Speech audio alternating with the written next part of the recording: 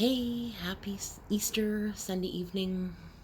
It's actually pretty close to night at this point in time, being that it's heading on to midnight. But, it's this time of night that sort of I start to decompress about all the things that I've experienced today. And I'm able to get to a place of transitioning them from here to here to here, which is pretty great. And I'm very grateful for anyone and everyone that's listening, certainly. And I was talking to my friend earlier on video chat, and I said, realistically, this is like the most intense mirror work I've ever done, because I'm actually looking at myself. So I'm talking to myself, and if anybody else happens to benefit from that, yay.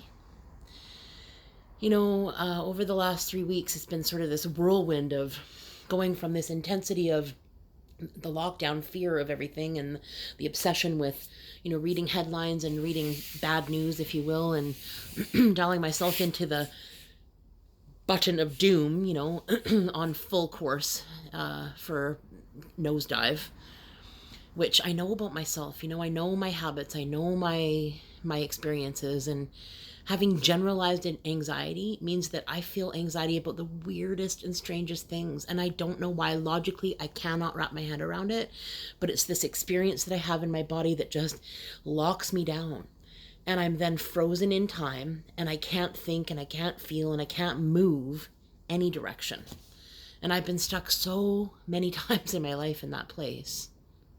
And so when I started getting, a real sort of sense of the notion of the magnitude of how this was going to not only affect my life, but everyone else's, we're not just talking my city, my town, my province, my country. We're talking about global. And so the energy in the air is frantic, because at this point in time, there's so many more people that are feeling uncertain, and there's this sort of rigidity that's happening. And when I plug into that, I go into that place. With the practices that I've been adopting, engaging, feeling dedicated to, being loyal to on a daily basis, I spend more of my time in this calm and surrendered and cool place. And I spend less time in this frantic energy field, because I unplug from it. But that's been a process. It didn't happen overnight. I remember the first day feeling extremely scared to put a video up. And now I don't remember my life without it. So every day I focus on getting my eyes on my own paper, on paying attention to what I sense and feel I'm drawn and pulled to, the things that make me curious throughout the day, because I watch my thoughts. I have more awareness. I'm more conscious. I make a concerted effort these days to make sure that my morning is foundational, to the point of making a 90-day goal, so to speak, about not touching my phone first thing in the morning. I don't know about you, but I used to wake up and just, sort of jones for that hit of, how many likes did I get? Is anybody saying anything interesting? Feed me, feed me, feed me. I'm hungry. And I can still sense and feel after 3 or 4 days of not doing that, of not touching my phone first thing in the morning, of waking up and having my water and having my hot water and lemon and drinking my smart mix and making sure that my daily routines are intact, where I get up and I meditate and I pull cards and I get sort of centered and balanced in my day far before I ever reach for the resource of tell me something I need to know. And after choosing consciously and effort towards that, to not doing those things, I notice tiny shifts in myself that are happening. And it's this expansive feeling. And when I totally and wholly breathe into those places, I'm in a level of calmness I've never experienced before.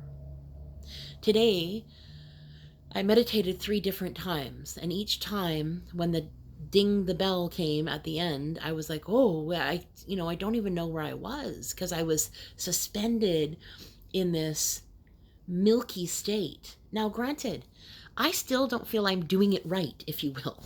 I have no yearning to go to India and cross my legs on the floor and om out, but I do know that the meditation is helping me. It's helping me stay centered and balanced, peaceful and calm in my body.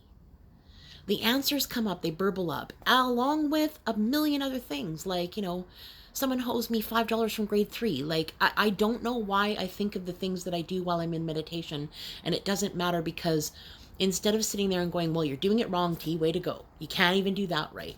What's wrong with you? What's the point in this? I go, okay, silly, but okay. And there I am again. And allowing myself the grace just to be in whatever state and whatever experience I am. And allowing the things to burble up as I need them. And I'm up against, my walls and everything else on a daily basis. But what I notice now is that I have the fortitude to examine them from a distance. Instead of being it, I'm examining it. And when I'm examining it, I can take a look. I can take a breath. It doesn't become overwhelming unless I allow it to. Because I've been consumed by this feeling for so long. It's so familiar. It's comfortable, if you will, which seems so crazy. But it's the place that's familiar. It's not comfortable, it's familiar. And that is what creates comfort, is the familiarity. But the truth is, right now, I feel called, drawn into higher places. And as I peel back the layers of myself, I find new gifts. I went rooting through my paperwork, and I was like, I wrote a vision recently. I wrote one last week, and just was like, mind blown at how passionate and filled with exuberance and empowerment that I felt.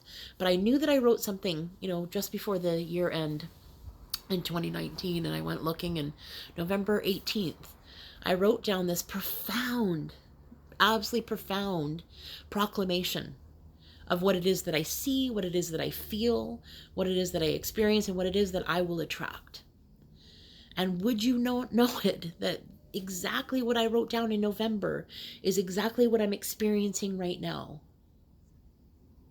Which means that I am a powerful manifester, because I wrote it down, I put it away even, it wasn't even something I studied. And there I am, 4 months later, living it.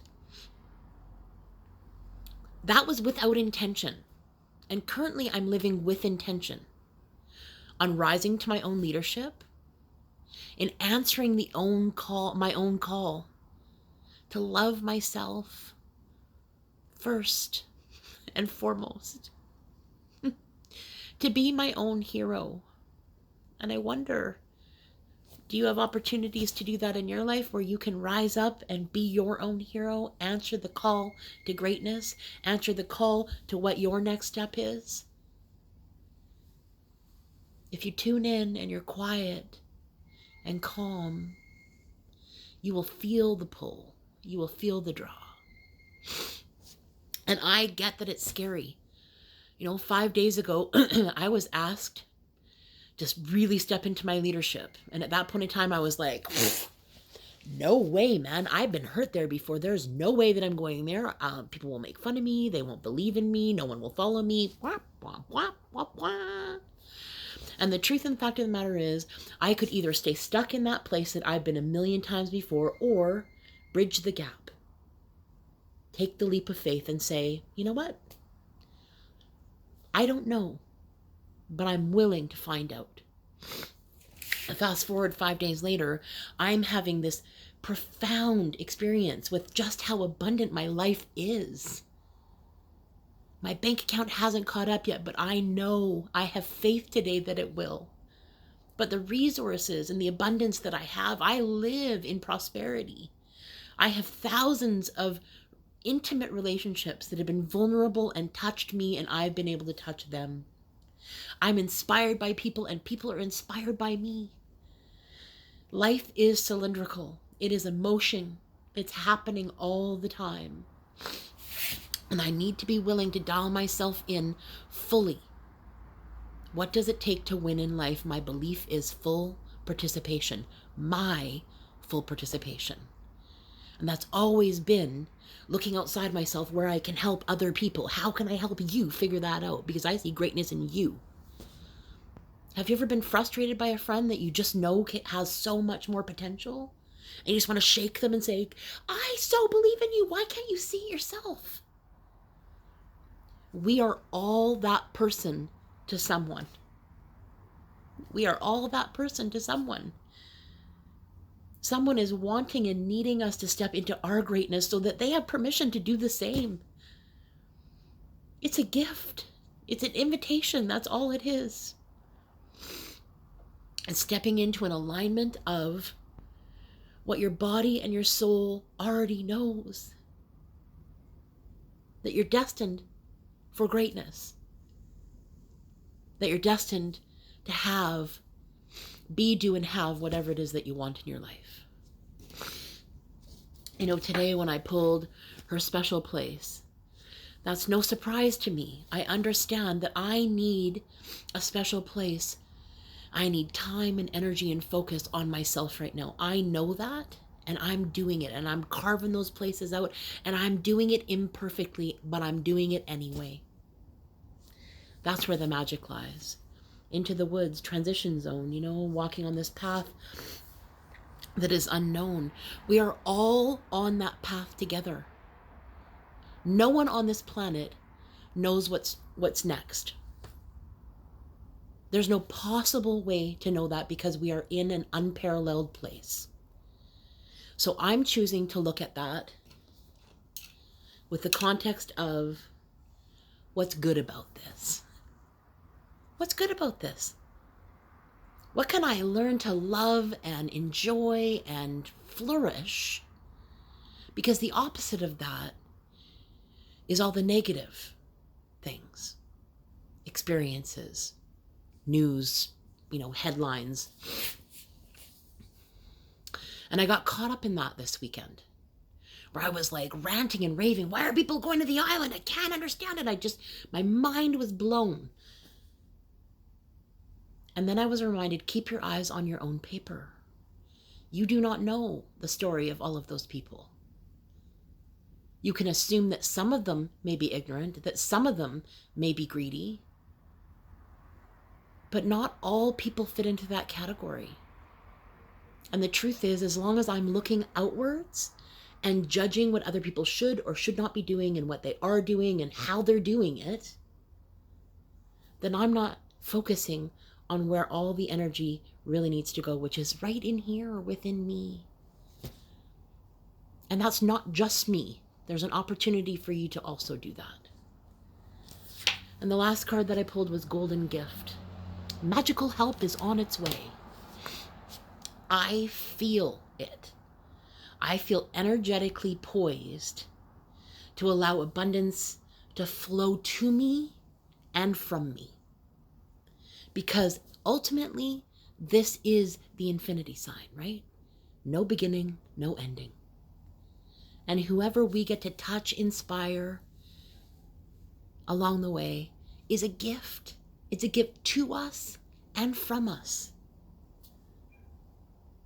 Those things have not been easy for me to do. I step to the precipice and I think to myself, this is so scary. I don't want to do this.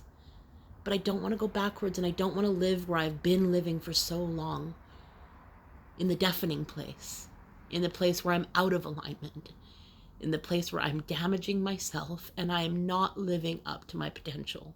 I know it. Many of you know it. But I get to choose right now that I want that outcome to be different. Because we're always at choice. And please remember, my friends, this is about progress, not perfection. Please trust the process and understand that our mind is a garden.